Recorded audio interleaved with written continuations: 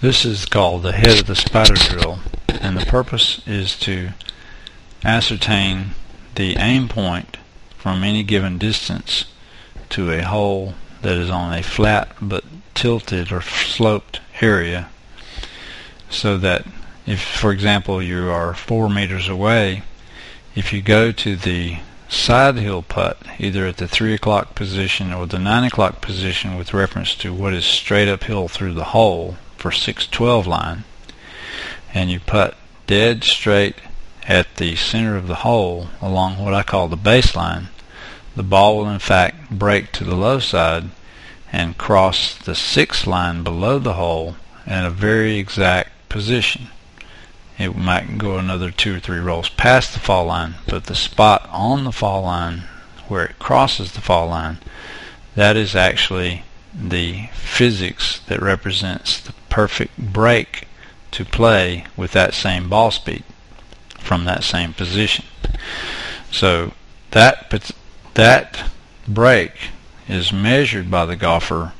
or taking an assessment of that distance from the center of the hole to the point where the ball crosses low, and the target for that putt is going to be exactly that same distance uphill along the 12 line. So for example, in this video the ball crosses low, perhaps 2 feet low, and so the target is 2 feet high. Then the golfer returns to the side hill putt in the second of these 2 putts after he's found his target, where he places the T-peg. When he returns to the 9 o'clock position for the side hill putt, he aims at the T-peg 2 feet up the fall line, and then the ball breaks to the hole correctly. What's interesting is that the first putt that this golfer performs